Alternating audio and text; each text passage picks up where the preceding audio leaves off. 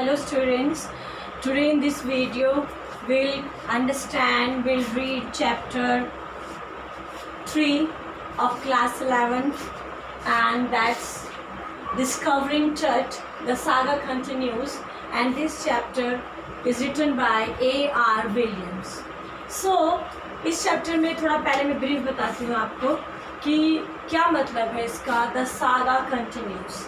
Saga का मतलब होता है a long adventurous story of the people who lived in past.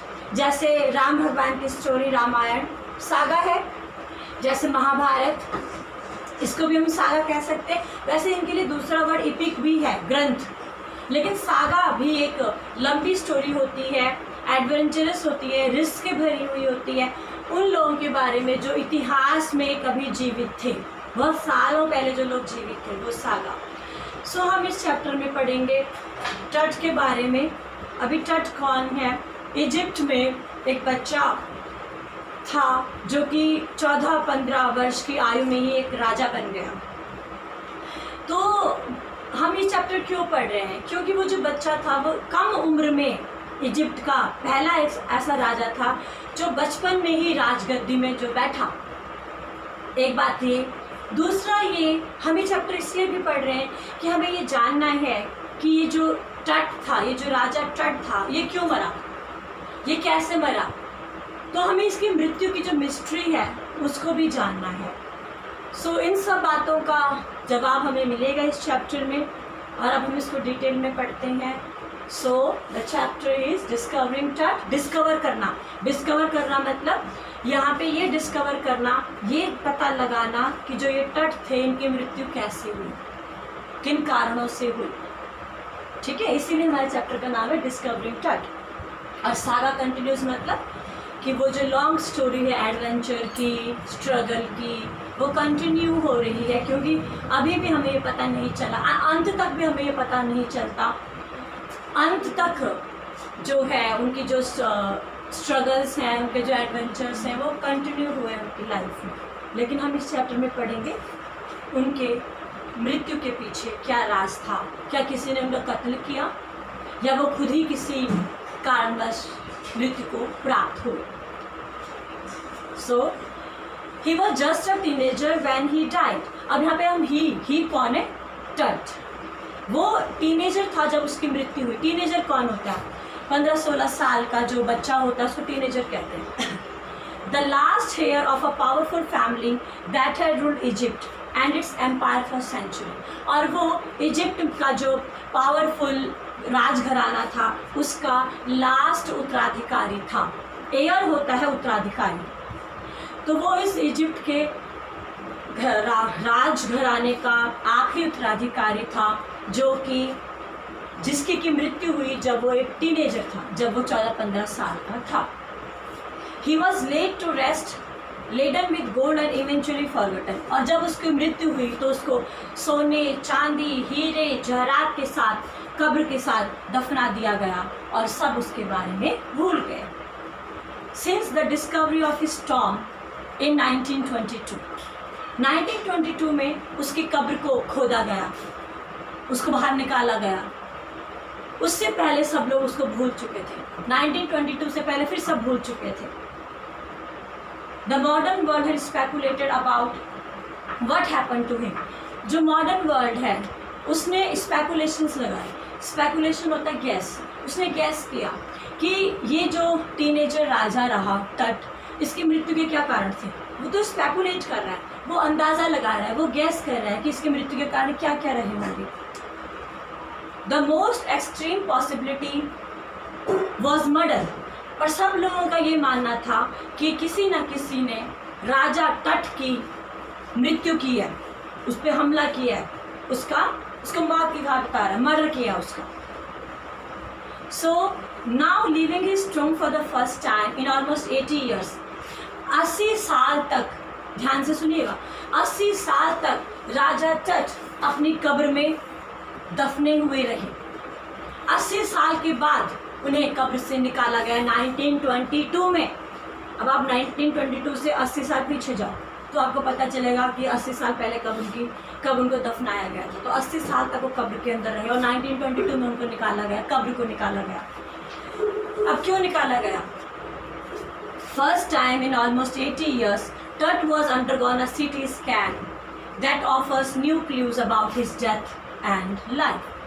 अब उसको क्यों निकाला गया? आपसे सवाल पूछा जाएगा क्यों निकाला गया, तो आपको जवाब देना पड़ेगा टट को उसकी कब्र से 80 साल बाद इसलिए निकाला गया क्योंकि लोग जानना चाहते थे उसके मृत्यु का कारण क्या था, और उसकी जो डेड बॉडी है उसको CT स्कैन करने के लिए, उस CT स्कैन से पता चलेगा कि उसकी मृत्यु का कारण क्या था। Now, and provides precise data for an accurate forensic reconstruction for the boy's pharaoh. फेराहो होता है इजिप्ट में जो राजा था उसको फेराहो बोला जाता था, इजिप्ट के राजा को फेराहो बोला जाता था, इसीलिए इनको, और बॉयज क्योंकि छोटा था, लड़का था, इसीलिए ये एक ऐसा राजा था जो लड़के की अवस्था में ही राजगद्दी में बैठा। तो अब हमने इसलिए इसके डेड बॉडी को निकाला गया कब्र से कि आपको पता होगा, आप टीवी देखते, डिटेक्टिव सीरियल देखते होंगे, क्या बोलते हैं, CBI, कुछ भी कोई भी ऐसा धारावाहिक, क्राइम पेट्रोल, इस तरीके से जो सीरियल्स होते हैं। तो आपने इसमें एक वर्ड सुना होगा, फॉरेंसिक डिपार्टमेंट। फॉरेंसिक डिपार्टमेंट ऐसा डिपार्टमेंट होता है जो मर्डर के केसेस को लेता है और वो वहाँ से कुछ चीज़ों की मदद से ये पता करता है कि डेथ कैसे हुई थी। तो उसमें बालों को ले सकते हैं, स्किन को ले सकते हैं, ब्लड को ले सकते हैं, मतलब कोई ना कोई सैंपल से पता चलता है। तो फॉरेंसिक डिपार्टमेंट ने अपना डाटा को ठीक करना है, इसलिए उसने 80 साल बाद 1922 में टट को उसकी कब्र से बाहर निकाला, अपने डाटा को इकट्ठा करने के लिए कि उसकी मृत्यु क्यों हुई होगी या कैसे हुई होगी, और वो कैसे करेंगे, CT स्कैन के जरिए। ना अब क्या हुआ, अब मैं बताऊंगी क्या हुआ जब कब्र को बाहर निकाला तो कैसा माहौल था, क्या हुआ उसे। An angry wind stirred up ghostly dust ever as King Tut was taken from his resting place in the ancient Egypt cemetery known as the Valley of the Kings. Valley of the Kings वो क्षेत्र है जहाँ राजाओं को दफनाया जाता था। Valley of Kings, जहाँ राजाओं को दफनाया जाता था, उस क्षेत्र का नाम था वैली ऑफ किंग्स। तो जब वैली ऑफ किंग्स से टट की कब्र को खोदा गया, उस समय आसमान में काले काले बादल मंडराने लगे, भूतिया माहौल क्रिएट हो गया, बिजली कड़कने लगी, जोर जोर से आंधी होने लगा, जोर जोर से तूफान होने लगा। जैसे आपने कई हॉरर सीरियल्स देखे होंगे, एकदम से अंधेरा हो जाता है, पक्षी उड़ने लगते हैं, कौवे उड़ने लगते हैं, बाज उड़ने लगते हैं और एकदम से काले काले बादल आते हैं। तो इस प्रकार का माहौल हुआ जब टट की कब्र को निकाला गया। Dark bellied clouds had scudded across the desert sky all day and were trailing the stars in cascade gray. यहाँ पे ये कह रहे कि जो आसमान था वो बिल्कुल सुनसान था। डेजर्ट का मतलब आसमान सुनसान था, और जब कब्र को निकाला गया वही सुनसान आसमान, साफ आसमान काले काले बादलों से घिर गया, और वो ऐसे लग रहा था जैसे छोटे छोटे ज्वेलरी रखने के जो बॉक्स होते हैं वैसे प्रतीत हो रहा था। तो casket grey, veiling the stars in casket grey, और जो स्टार्स थे उनको भी, वेल का मतलब होता है पर्दा, उनके ऊपर भी पर्दा छा गया, उनके ऊपर भी आवरण हो गया। हम तारों को नहीं देख सकते जब उनके आगे बादल मंडरा जाते हैं, जब काले काले बादल उनके आगे आ जाते हैं, और उसकी वजह से ग्रेइश कलर हो गया पूरा। समय था 6 PM, दिन था 5 जनवरी, ईयर था 2005, जिस दिन उसको निकाला गया। दोबारा बताती हूँ बच्चों, 5 जनवरी 2005 शाम के 6 बजे जब उसको कब्र से निकाला गया। तो ऐसा माहौल हुआ।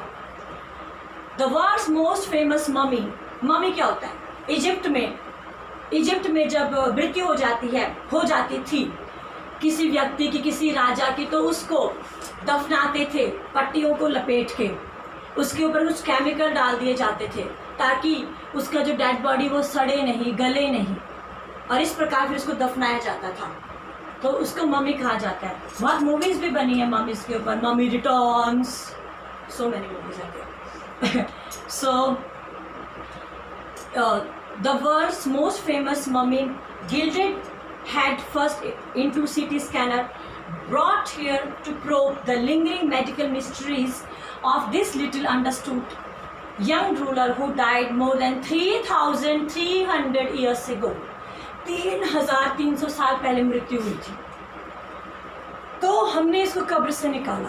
प्रोब का मतलब है सर्च करने के लिए, ये सर्च करने के लिए कि इसकी मृत्यु का रहस्य क्या है। मिस्ट्री होता है रहस्य। इसकी मृत्यु का रहस्य जानने के लिए हमने तट को बाहर निकाला उसकी कब्र से, जिस तट की मृत्यु हुई थी 3,300 साल पहले। कब्र को कब निकाला गया? 5 जनवरी 2005। समय क्या था? 6 बजे सुबह थे या शाम के 6 बजे का समय था। Now all afternoon the usual line of tourists from around the world had descended into the cramped rock-cut tomb some 26 feet underground to pay their respects. और जब ऐसा हुआ तो अगले दिन आफ्टरनून के समय वो जो कब्र थी वो 26 फीट नीचे गहरी थी। वो जो कब्र थी जहाँ उसको दफनाया गया 26 फीट गहरी थी वो, और वहाँ जाने के लिए किनारे किनारे गोलाई में सीढ़ियाँ लगी हुई थी। समझिए गोल कब्र है, 26 फीट गहरी है और किनारे किनारे उसकी सीढ़ियाँ बनी हुई थी। उन सीढ़ियों से नीचे जाते थे लोग राजा तट को सम्मान देने के लिए, इज्जत करने के लिए, नमस्कार करने के लिए, like that. They gazed at the murals on the walls of the burial chamber and peered at Tut's gilded face. Peer का मतलब होता है झांकना। तो जब वो नीचे गए लोग तो उन्होंने देखा कि जो कब्र की दीवारें थी उसमें म्यूरल पेंटिंग थी। जो म्यूरल पेंटिंग है ये ग्रीस से ही इसका ओरिजिनेशन हुआ है। तो कब्र की दीवारों में भी पेंटिंग कर रखी है, म्यूरल पेंटिंग। 26 फीट गहरी कब्र है। उस कब्र में जाने के लिए सीढ़ियाँ बना रखी है, ठीक है ना, किनारे किनारे सीढ़ियाँ होंगी, उस तक गोलाई में सीढ़ियाँ इस प्रकार वहाँ जाने के लिए। और लोगों ने देखा तट का फेस, गिल्डेड फेस, गिल्डेड का मतलब गोल्ड, उसका पूरा शरीर गोल्ड से भरा हुआ था। सोने के गहने पहने हुए थे, सोने का कपड़े पहने हुए थे, पूरा बदन उसका ना सोने से भरा हुआ था, पूरा ताज वगैरह पूरा सोने से पहना हुआ था उसने। तो लोगों ने उसको देखा। The most striking feature of this mummy shaped outer coffin lid. और ये जब उन्होंने देखा तो उन्होंने क्या देखा, जो ये कॉफिन है, कॉफिन मतलब जिसमें दफनाते हैं क्रिश्चियन लोग, जिस डिब्बे में दफनाते हैं उस डिब्बे को कॉफिन कहते हैं। तो उस कॉफिन का एक जो फीचर था वो क्या था कि उसमें जो बना हुआ था, the most striking feature of his mummy shaped outer coffin lid, ये इसका स्ट्राइकिंग फीचर्स था कि जहाँ पर वो कब्र रखी हुई थी वो कब्र के ऊपर भी खुदाई हो रखी थी। वो जो वॉल्स थे किनारे किनारे की उस पर भी म्यूरल की पेंटिंग थी, like that. Now some visitors read from guidebooks in a whisper. Others stood silently, perhaps pondering Tut's untimely death in his late teens, or wondering with a shiver if the Pharaoh's curse, death or misfortune falling upon those who disturbed him was really true. अब वहाँ पे जो लोग हैं उनकी मानसिक स्थिति के बारे में बता रखा है 8-10 लाइन्स में। क्या बता रखा है कि वहाँ पे जो लोग थे वो आपस में कानाफूसी कर रहे हैं। विस्पर का मतलब होता है कान में कुछ बोलना, कानाफूसी करना। तो वहाँ के लोग आपस में कानाफूसी कर रहे हैं जो उन्होंने किताबों में पढ़ा, राजा तट के बारे में। उसकी कब्र ऐसी है, उसकी कब्र में जो उसके कॉफिन है वो ऐसी है। तो वो उसके बारे में विस्परिंग कर रहे हैं कि हाँ हमने जो किताबों में पढ़ा था उसको लेके कुछ लोग वहाँ पे कानाफूसी कर रहे हैं। वहीं पर कुछ लोग ऐसे हैं जो डरे हुए हैं।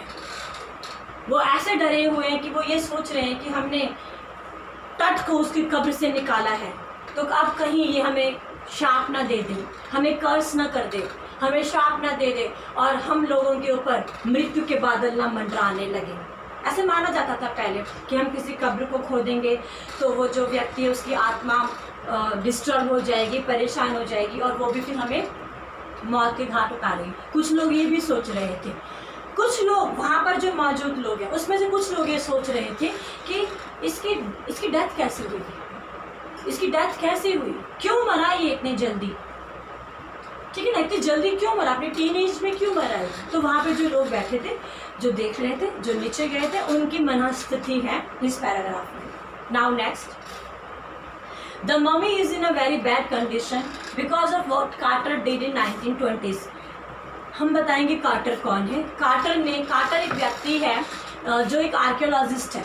आर्कियोलॉजिस्ट कौन होते हैं? जो ज़मीन से खुदाई करते हैं और इन सामान को पढ़ते हैं। ज़मीन से खुदाई की गई सामानों को पढ़ना, जो कि हमारी सभ्यता संस्कृति से जुड़े होते हैं। तो कार्टर एक आर्कियोलॉजिस्ट था जिसने इस कब्र से तट की डेड बॉडी को, कॉफिन को निकाला, और जब उसको निकाल रहा था तो वो अच्छे ढंग से उसमें सफल नहीं हो पाया। तो इस वजह से वो जो कॉफिन है, वो जो एरिया है, वो बहुत ख़राब हो रखा है, ऐसे बता रहे हैं। ये हमें बताया ज़ाही हवास ने। ये बात हमें किसने बोली? ज़ाही हवास ने। अब ज़ाही हवास कौन है? Zahi Hawass secretary general of Egypt, supreme council of antiquities. Antiquities क्या होते हैं? हमारे इतिहास के वो सामान, वो चीज़ जो बहुत पुरानी है, वो एंटिक्विटीज। जैसे मान लो टीपू सुल्तान की तलवार एंटिक्विटीज़ है, रानी लक्ष्मीबाई का कवच। तो हमारी इतिहास से जुड़ी हुई जो चीज़ें हैं, कवच है, बर्तन है, वस्त्र है, वो एंटिक्विटीज़ है, वो कुछ भी हो सकता है। तो उस एंटिक्विटी डिपार्टमेंट में ज़ाही हवास एक सेक्रेटरी जनरल है। उन्होंने हमें बताया कि कार्टर के वजह से जो ये मम्मी है तट की, ये बुरी हालत में है। ठीक है बच्चों। Now as he leaned over the body for a long first look, Carter Howard, और उसका पूरा नाम है हावर्ड कार्टर। हावर्ड कार्टर ये कौन था? British archaeologist. ब्रिटिश आर्कियोलॉजिस्ट थे ये, जिन्होंने 1922 में डिस्कवर किया था तट की टॉम को। टॉम होता है कब्र, टॉम बोलते हैं इसको, कब्र को डिस्कस। बहुत सारे सालों के प्रयास के बाद, बहुत सारे सालों के असफल प्रयासों के बाद, फ्यूटाइल होता है यूजलेस, फ्यूटाइल, बहुत सारे सालों के असफल प्रयासों के बाद हावर्ड कार्टर को तट की कब्र मिली। और जब वो कब्र मिली तो उसने उसको खोलने की कोशिश की, खोल नहीं पाया वो, और उस वजह से वो जो एरिया था, वो जो कब्र था, वो बहुत ज़्यादा डर्टी हो गया, बहुत ज़्यादा उथल पुथल वहाँ पे हो गया। Now its contents, though hastily ransacked in antiquity, were surprisingly complete. अब रैनसैक क्या होता है? जब हम कोई चीज़ ढूंढते हैं और चीज़ ढूंढते ढूंढते गंदगी फैलाते हैं, उसको रैनसैक है। मान लो आप कबर्ड में कुछ चीज़ ढूंढ रहे हो और आपने कबर्ड से कपड़े लेके भी फेंक दिए यहाँ वहाँ नहीं मिली। फिर आप बेड में गए, बेड में भी आपने चादर नीचे गिरा दिया, तकिया नीचे गिरा दिया, आप कोई चीज़ ढूंढ रहे हो। तो जब हम किसी चीज़ को ढूंढने के लिए सामान यहाँ वहाँ बिखेर देते हैं, गंदगी फैला देते, उसको रैनसैक कहा जाता है। सो हमें फिर बाद में पता चला कि कार्टर में की वजह से जो मम्मी है तट की, वो बहुत ख़राब कंडीशन में है, लेकिन चीज़ें उसकी गुमी नहीं है। They remain the richest royal collection ever found and have become the part of Feroz legend. और अभी तक ये जो फेरोहा है, फेरोहा आपको पता है इजिप्ट में राजा को कहा जाता था, लीजेंड होती है, महान लोगों की जो कहानियाँ होती है उसको लीजेंड कहा जाता है। तो अभी तक भी ये हमारे पास उनकी निशानी है। सो now they remain the richest royal collection ever found and have become the part of Pharaoh's legend, stunning artifacts in gold. Their eternal brilliance is meant to guarantee resurrection, caused a sensation at the time of discovery. और जब तट की कब्र को निकाला गया तो उसमें देखा गया कि बहुत सारी राजा महाराजाओं की ऐश और आराम से रिलेटेड सामान उसके अंदर बहुत ज़्यादा था। और ये किस लिए रखा गया? उस जमाने में ये सोचा जाता था कि मृत्यु के बाद भी जीवन है, मृत्यु के बाद भी इस व्यक्ति को कोई परेशानी नहीं होनी चाहिए, इसीलिए उसके साथ रोज़मर्रा की ज़िंदगी के सामानों को भी दफनाया जाता था। ये माना जाता था कि मरने के बाद भी उसको कोई कमी नहीं होनी चाहिए, मरने के बाद जो जीवन है उस जीवन में उसे कोई कमी नहीं होनी चाहिए, इसीलिए रोज़मर्रा के सामानों को भी राजाओं के साथ दफनाया जाता था। But Tut was also buried with everyday things he had wanted in the after life. तो टट को भी ऐसे सामानों के साथ दफनाया गया जो वो अपनी ज़िंदगी में यूज़ किया करता था। उसमें गेम्स हुआ करते थे, रेज़र, शेविंग करने का रेज़र, अंडरगारमेंट्स, कपड़े वगैरह, खाना, वाइन, शराब, वाइन वगैरह। तो ये सब दफनाया गया राजा टट की जब मृत्यु हुई तब उसके साथ। After months of careful recording of Pharaoh's funerary treasures, Carton began investigating his 3 nested coffin। और जब उसको फ्यूनरल क्या होता है? फ्यूनरल होता है अंतिम संस्कार, लास्ट राइट्स। उसके लिए एक वर्ड फ्यूनरल भी होता है, राइट। तो जब फ्यूनरल रिलेटेड उसको सामग्री मिली, वो चीज़ें मिली, अब उसने स्टार्ट कर दिया राजा टट की कब्र, कॉफिन, वो डिब्बा जिसमें लाश को रखा जाता है, कॉफिन बोलते हैं उसको ढूंढना उसने स्टार्ट किया, उसको खोलना स्टार्ट किया। अब उसमें क्या हुआ? Opening the first he found a shroud adorned with garlands of willow and olive leaves. उसने उस कॉफिन को खोला। जब उसने उस कॉफिन को खोला, उसके अंदर उसने एक लाश को देखा जो राजा टट की लाश थी।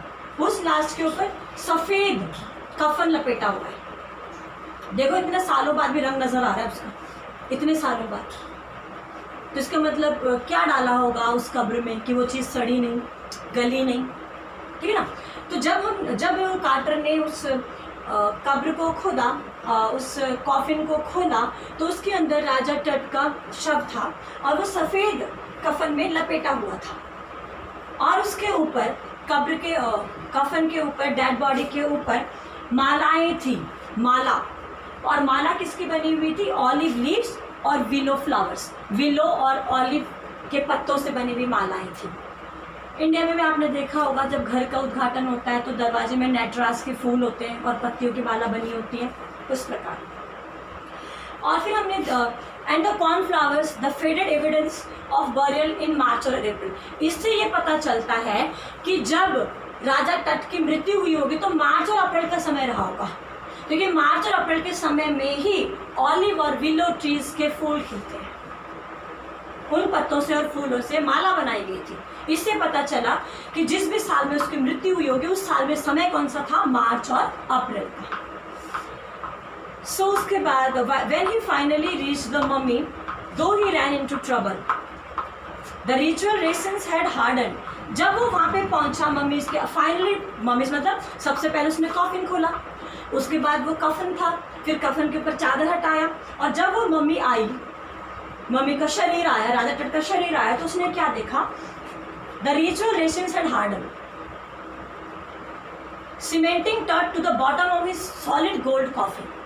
फिर उसने क्या देखा कि उस समय जब उसकी मृत्यु हुई होगी तो परंपरा के हिसाब से उसके ऊपर किस मतलब रेसिन एक सोल्यूशन होता है, जिस सोल्यूशन को डाला जाता है डेड बॉडी के ऊपर, उसको ऊपर और नीचे उसको चिपकाने के लिए, डेड बॉडी को कॉफिन से चिपकाने रखने के लिए वो रेसिन उसमें डाला गया था। तो वो ट्रेडिशन था उनका, वो उनकी परंपरा थी कि रेसिन डाला जाता था डेड बॉडीज के ऊपर। लेकिन हुआ क्या, इतने सालों में जो वो रेसिन था वो बहुत हार्ड हो गया, बहुत ज़्यादा हार्ड हो गया वो, और उसकी हार्डनेस की वजह से जो टट का शरीर था, टट का जो मृत वाला शरीर था, लाश थी, वो कॉफिन की सतह से, बॉटम से चिपक गई, वो कॉफिन की बॉटम से चिपक गई, क्योंकि जो रेसिन था वो हार्ड हो गया। और हार्ड होने की वजह से राजा टट की जो लाश थी वो कॉफिन के सतह से चिपक गई।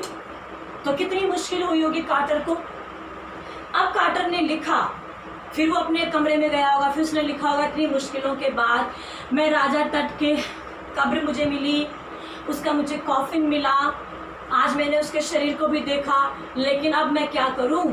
उसकी जो लाश है वो तो कॉफिन से चिपक गई, अब मैं उसको उठा के चेक भी नहीं कर सकता, देख भी नहीं सकता और क्या हुआ। क्योंकि कार्टर कौन थे? आर्कियोलॉजिस्ट। कहाँ के? ब्रिटेन के, ब्रिटिश आर्कियोलॉजिस्ट थे। सो अभी उसके बाद हम देखते हैं कि क्या किया कार्टर ने। सो स्टूडेंट्स, अब मैं आपको बताऊंगी कि फिर हावर्ड कार्टर ने क्या किया, उस मम्मी के साथ क्या किया, कैसे पता करेगा और जो उसको जानना है, the sun can beat down like a hammer this far south in Egypt and Carter try to use it to loosen the resin. Carter ने क्या किया, इन दिनों के समय जो सूरज था वो बहुत तेजी से चमकता था, तो कार्टर ने सोचा कि सूरज की गर्मी से हो सकता है कि रेजिन पिघल जाए और राजा टट का जो शरीर है वो कॉफिन को छोड़ दे। इसलिए कार्टर ने उस कॉफिन को धूप में रखा काफ़ी देर के लिए। So he set the mummy outside in a blazing sunshine that heated it to 149 degree Fahrenheit. और उसके बाद उसने हावर्ड कार्टर ने, ब्रिटिश आर्कियोलॉजिस्ट ने राजा टट को उसके मृत शरीर के साथ कॉफिन में धूप में रख दिया 149 फ़ारेनहाइट डिग्री में। काफ़ी देर तक रखा उसने, कि उसको लगा कि रेसिन पिघल जाएगा और फिर उस शरीर को कॉफिन से जुदा कर सकता है और उसके फिर आगे वो स्टडी कर सकता है शरीर के बारे में। नथिंग बस, लेकिन कुछ भी नहीं हिला, कुछ भी नहीं हुआ। He reported with scientific detachment that the consolidated material had to be chiseled away from beneath the limbs and trunk before it was possible to raise the king's remain। फिर उसने बोला लेकिन धूप में रखने से कुछ नहीं हुआ, राजा के मृत शरीर को उसकी कॉफिन के सतह से जुदा करने के लिए, हटाने के लिए चीजल होता है, छेनी, लोहे की चीजल होती है छेनी, छेनी से उसको निकाला गया। राजा की डेड बॉडी को चीजल किया गया। चीजल मतलब एक लोहे का औजार होता है, उसको छेनी से इस प्रकार के निकाला और फिर उसको उठाया, लिम्ब से पैरों वाला हिस्से के नीचे से उसको निकाला गया। एंड ट्रंक क्या होता है, धड़ वाला एरिया, ठीक है। ट्रंक होता है हेड से लेकर वेस्ट तक और लिम्ब होता है वेस्ट से लेकर नीचे टो तक। उसके नीचे उसने छेनी मार मार के राजा के डेड बॉडी को उससे कॉफिन से हटाने की कोशिश की। इन हिज डिफेंस, अब कार्टर अपने डिफेंस में क्या कहता है, मेरे पास कोई चॉइस ही नहीं था, मैं क्या करता, इसीलिए मुझे चेजल से, छेनी से राजा को निकालना पड़ा। If he had not cut the mummy free, thieves most certainly would have circumvented the guards, ripped it apart to remove the gold. अब वो ये कह रहा है, लेकिन हम ये भी कह सकते हैं कि अगर कार्टर ऐसा ना करता, छेनी की मदद से टट की शरीर को वहाँ से ना लेके जाता, तो हो सकता था कि कोई चोर आ जाता और चोर आने के बाद राजा के शरीर को कैसे भी तोड़ फोड़ के वहाँ से उसका सोना ले जाते, ऐसा भी हो सकता था। So in Tut's time the royals were fabulously wealthy, they thought और hoped they could take their riches with them. So पहले के चोरों को अच्छी ढंग से पता था कि राजा महाराजाओं को बहुत सारे सोने चांदी के साथ दफनाया जाता है, तो इस प्रकार किसी चोर को पता चलेगा तो वो वहाँ पे आएगा, राजा टट की कब्र से उसके शरीर को तोड़ के उसके पूरे जेवर वगैरह लेके जाएगा, ऐसा भी हो सकता था। So for his journey to the great beyond, King Tut was lavished with glittering goods. अब आगे के पैराग्राफ में ये बता रहे कि राजा किंग के साथ क्या क्या दफनाया गया। उसके साथ उसके काफ़ी सारे नेकलेस, ब्रेसलेट, रिंग्स, एमुलेट होता है, ताबीज वगैरह, एप्रन, जूते, कपड़े, बहुत सारी चीज़ें, और ये सब सोने की बनी हुई थी, सब चीज़ें सोने की बनी हुई थी, उसका दफनाई गई।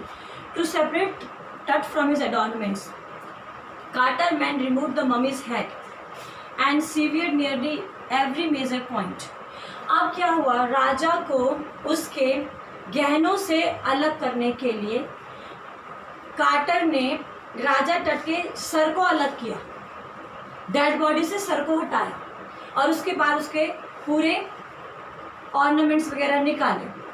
अब सीटी स्कैन कैसे करेंगे, कैसे देखेंगे कि क्या था, कैसे पता चलेगा, तो उस चीज़ को हटाने के लिए पहले उसको थोड़ा सर को हटाया, वो पूरे ऑर्नामेंट्स निकाल दिए, फिर दुख तरीके से वापस रख दिया सर को। Now Carter men removed the mummy's head.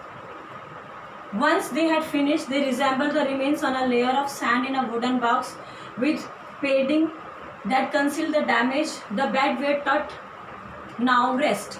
उसके बाद उन्होंने टट की बॉडी को बहुत ध्यान से अलग किया, हेड को उससे, और फिर वो पूरे गहने वगैरह निकाले और तरीके से वो शरीर को फिर उन्होंने एक मिट्टी की लेयर के ऊपर रखा, ऐसे बताया गया है। Now, archaeology has changed substantially in the intervening decades, focusing less on treasure and more on fascinating details of life and intriguing mysteries of death. ये कहते हैं कि आने वाले समय में आर्कियोलॉजी डिपार्टमेंट में बहुत ज़्यादा बदलाव हुआ है। हम लोग ये जो आर्कियोलॉजिस्ट होते हैं ये सोने चांदी के लालच में खोज नहीं करते हैं, खुदाई ये लालच में नहीं करते सोना चांदी या ट्रेजर की। ये इसलिए खुदाई करते हैं कि इनको रहस्यों को खोलना है, इनको दुनिया को ये बताना है, लोगों को ये बताना है कि किसी घटना के पीछे कारण क्या था। ये आर्कियोलॉजिस्ट का एम होता है, सोना चांदी या खजाना ढूंढना नहीं होता। It also uses more sophisticated tools including medical technology. और धीरे धीरे जो मशीनें हैं, औजार हैं, आर्कियोलॉजी के क्षेत्र में जैसे जैसे समय में परिवर्तन आया, मॉडर्न एज आया, तो नए नए इंस्ट्रूमेंट्स का भी यूज़ किया गया। In 1968, more than 40 years after Carter's discovery, an anatomy professor X-rayed the mummy. 1968 में, 22 में तो कार्टर ने किया था, 1922 में, तो 1968 में 40 साल बाद एक एनाटॉमी प्रोफेसर ने एक्सरे किया मम्मी का, राजा टट की मम्मी का, और उससे ये पता चला, revealed and startling fact, startling होता है हैरानी देने वाला, beneath the resin that the cake's his chest, his breastbone and front ribs are missing. अब ये आपको आंसर आना चाहिए कि उसकी डेथ का जब हमने उसको मतलब उसकी बॉडी को चेक किया गया, प्रोब किया गया, सीटी स्कैन किया गया, तो क्या पता चला? ये पता चला कि उसकी जो चेस्ट बोन है, ये वाली बोन, और जो उसकी रिब्स हैं, ये गायब थी। अब इसका रीज़न नहीं पता कि गायब क्या थी, लेकिन ये पता चला सीटी स्कैन के ज़रिए, ये पता चला 1968 में, ठीक है, कि उसकी ब्रेस्ट बोन और उसके फ्रंट रिब्स मिसिंग थी। टुडे अगर आज हम बात करते हैं डायग्नोस्टिक की, तो ऐसे बहुत सारे कंप्यूटर टोमोग्राफी होता है। कंप्यूटर टोमोग्राफी से कंप्यूटर की मदद से हम सीटी स्कैन करते हैं। आज तो बहुत आसान है एक्सरे करना, सीटी स्कैन करना, बॉडी के अंदर क्या समस्या हो रही है, सब कुछ आज के डेट में करना बहुत आसान है, क्योंकि टेक्नोलॉजी बहुत फास्ट है। By which hundreds of x-ray in cross section are put together like slices of bread to create a 3-dimensional virtual body. और ये तरीका बता रहे हैं कि आजकल इस प्रकार के सीटी स्कैन भी होते हैं। What more could a CT scan reveal of टट देन द एक्सरे। तो सीटी स्कैन और क्या बताएगा उसके बारे में, and could it answer two of the biggest question still lingering about him. अभी भी ये तो पता चला कि उसकी बोन्स, ब्रेस्ट बोन और उसकी रिब्स मिसिंग है, लेकिन अभी ये फिर भी नहीं पता चला कि उसकी मृत्यु कब हुई और उसकी मृत्यु का कारण क्या था। अभी भी हमें ये नहीं पता चला। ये दो सवाल अभी भी वैसे के जैसे के तैसे हैं, इनका जवाब नहीं मिला।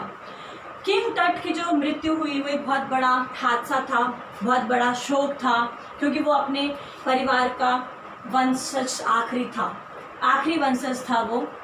और उसके बाद ये अनक्लियर है कि कैसे वो मरा। नाउ थोड़ा उसके बारे में बता रहे हैं, टट के परिवार के बारे में बताएंगे नेक्स्ट पैराग्राफ में। अमेनहॉप थर्ड वो टट के या तो पापा रहे होंगे या ग्रैंडफादर रहे होंगे। वो एक पावरफुल राजा थे इजिप्ट के, जिन्होंने 4 डिकेड्स के लिए शासन किया। 4 डिकेड, एक डिकेड में कितना समय होता है? 10 ईयर्स, तो 4 डिकेड में 40 ईयर्स। 40 ईयर्स के लिए अमेनहॉप थर्ड ने रूल किया, और जब उसने शासन किया तो वो उस समय का गोल्डन एज था। हर चीज़ उन्नति की चरम सीमा पे थी। और उसके बाद उसका बेटा अमेनहॉप फोर्थ राजगद्दी पे बैठे, और वो उस समय अनोखा शासन था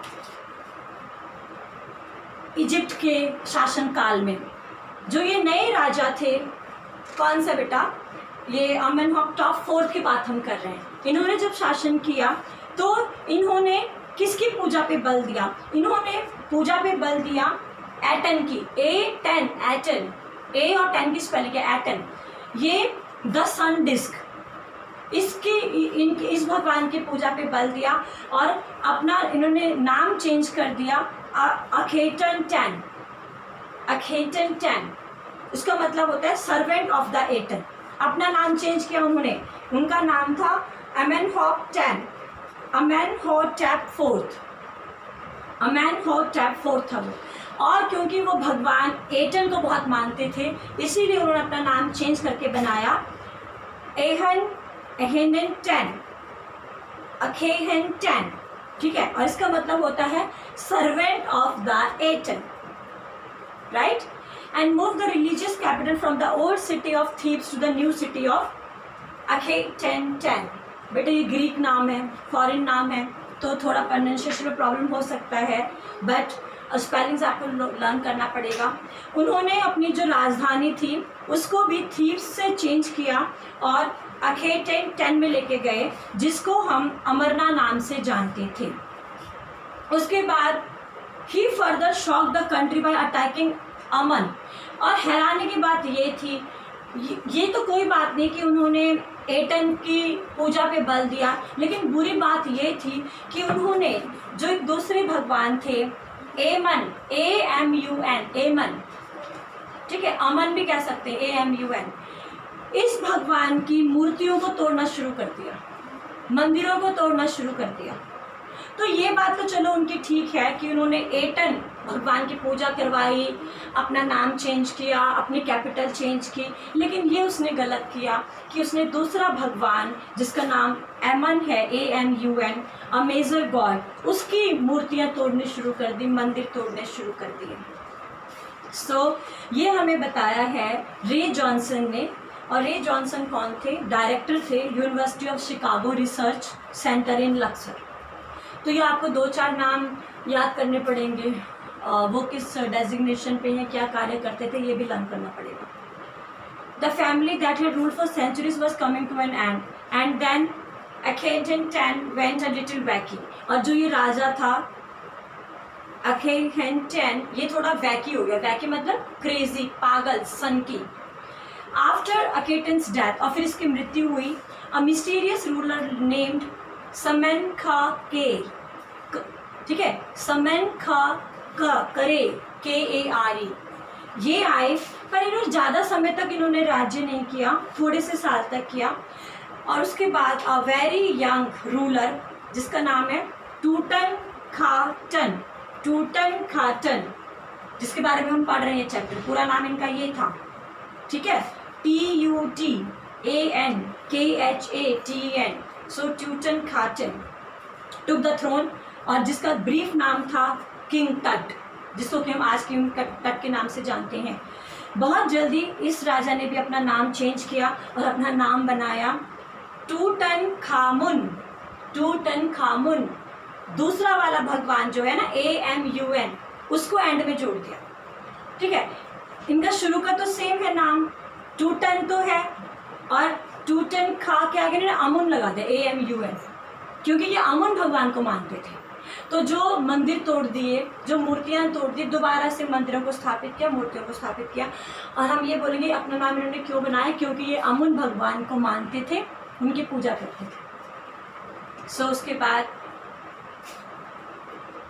और उन्होंने 9 साल तक शासन किया और फिर उनकी अचानक मृत्यु हो गई। तो राजा टट ने 9 साल तक शासन किया था। अब उनका बहुत ज़्यादा नाम मशहूर था। regardless of his fame and speculation about his fate, Tut is one of mummy among many in Egypt. How many no one knows. अभी इजिप्ट में बहुत सारी मम्मीज़ हैं, किसी को नहीं पता कितनी, उसमें से एक टट की है। The Egyptian mummy project which began inventory in late 2003 has recorded almost 600 so far and is still continuing. 2003 में जब हमने देखा कि इजिप्ट में कितनी सारी मम्मीज़ हैं, उस समय 600 थी। 2003 में उस समय 600 मम्मीज़ थी और धीरे धीरे निकल के आ रही थी। The next phase scanning the mummies with a portable CT machine donated the National Geographic Society and Siemens, its manufacturer. King Tut is one of the first mummies to be scanned. और सबसे बड़ी बात ये है कि king टट की जो मम्मी है, मम्मी मतलब उसकी माँ नहीं, उसका शरीर, उसकी मृत शरीर, आप उसकी मम्मी मत समझना, राइट। सो किंग टट की जो मम्मीज़ है, मतलब उसका जो मृत शरीर है, वो पहली मम्मी थी जिसका CT स्कैन हुआ। उसके बाद in death, after in life,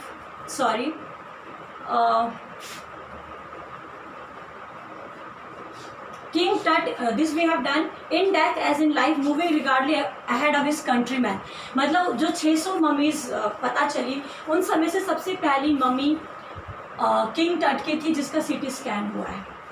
So a CT scan, a CT scan machine scanned the mummy head to toe, creating 1700 digital X-ray images in cross section. तो जब राजा टट के शरीर को CT स्कैन मशीन के अंदर डाला गया तो 1700 एक्सरे इमेजेस आई और उसमें छोटी छोटी डिटेल्स का भी पता चला.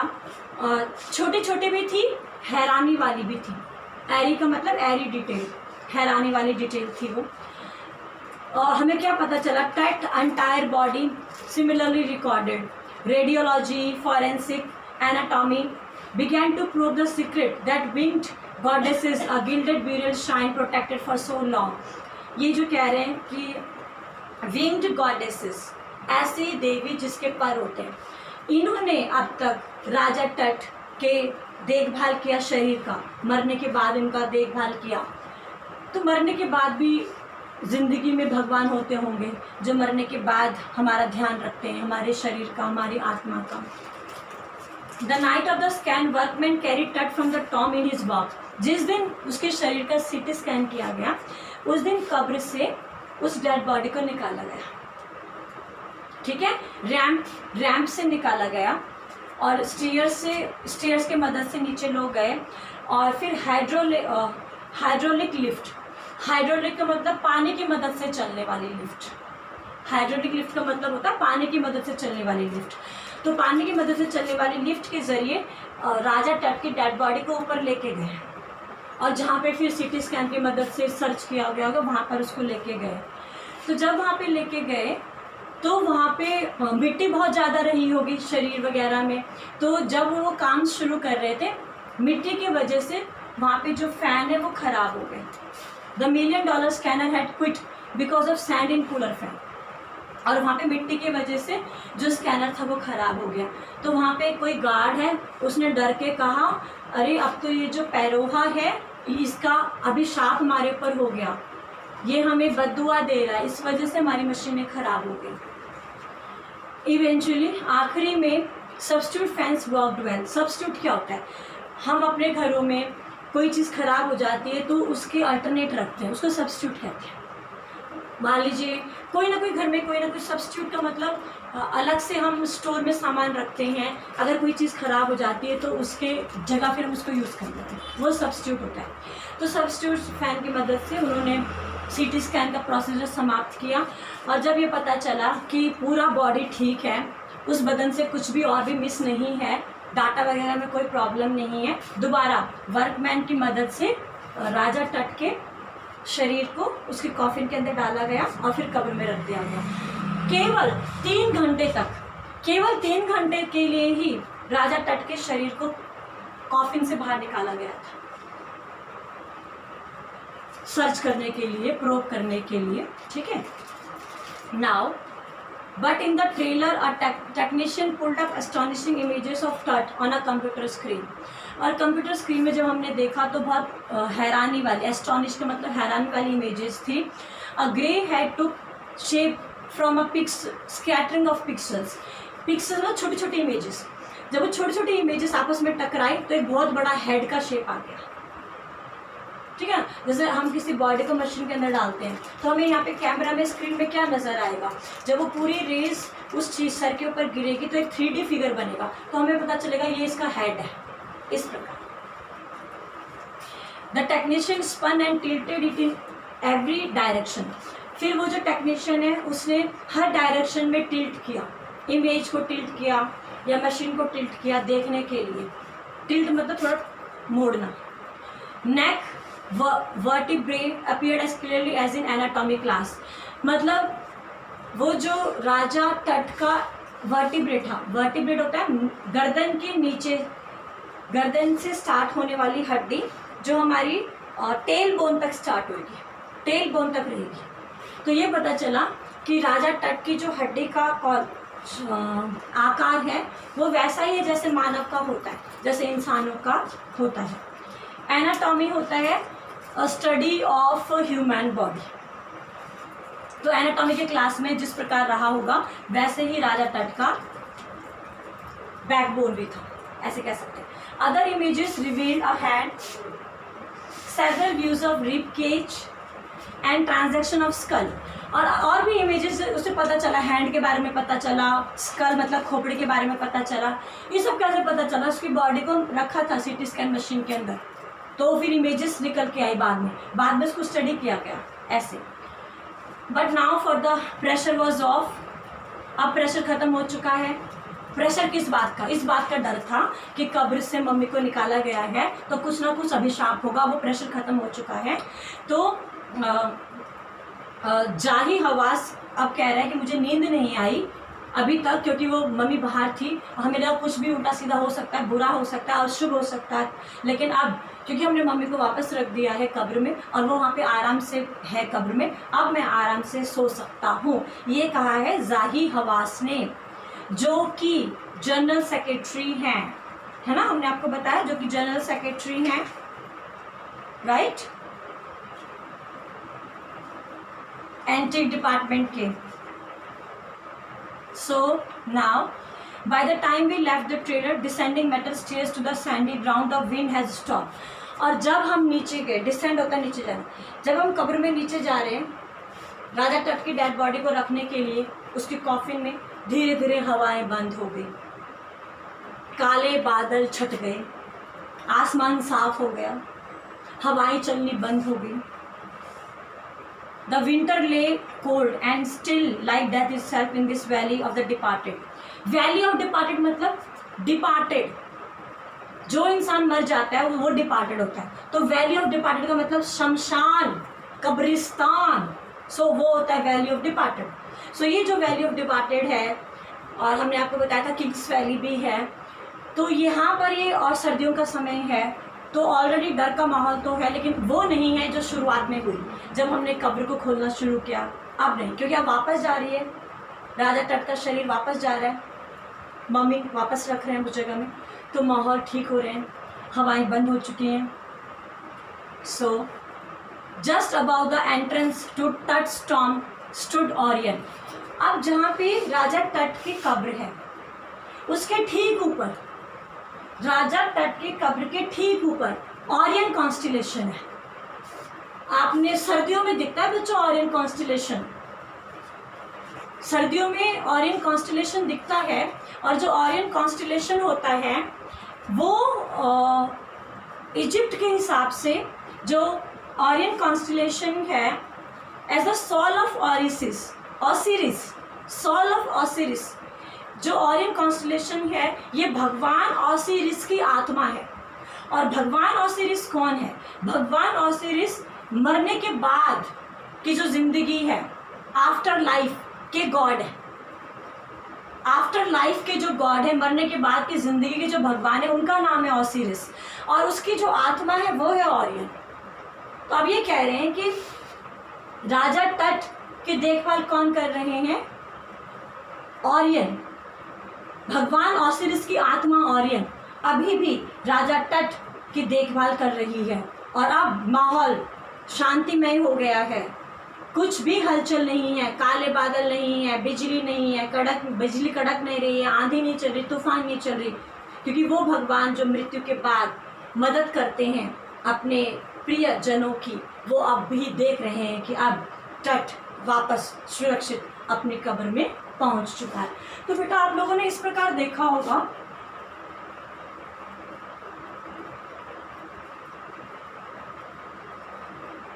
इस प्रकार होता है हमारा ऑरियन, ठीक है ना। 100 कॉन्स्टिलेशन ऐसे होते हैं, 2 ऊपर होते हैं, 3 बीच में होते हैं और किनारे 2 होते हैं, ऐसे बनता है ये इसके हाथ माने जाते हैं, ये इसके पैर माने जाते हैं। और ये सो भगवान ऑसिरिस जो मृत्यु के बाद के देवता माने जाते हैं, वो उनकी आत्मा ऑरियन अभी भी किंग तट को देख रही है और उनका देखभाल कर रही है। सो बेटा आज हमने इस चैप्टर को समझा, मुझे उम्मीद है आप लोगों को समझ में आई होगी। इसमें ज़्यादा क्वेश्चन बस ये आ सकते हैं कि king Tut, why we scanned king Tut's body, right. So I hope you can answer, because we want the answer of his death. We want to know about the mysteries regarding his death. इसलिए खोदा गया. ये भी पूछा जा सकता है, what was the result of all these CT scans? So all these CT scans revealed that this collarbone and his ribs were missed. In his body there was no chest bone and ribs. These were not found over there, right? So this was also revealed in these CT scans. Secondly, why this Tut was so important? Because he was the last heir of his dynasty, first point.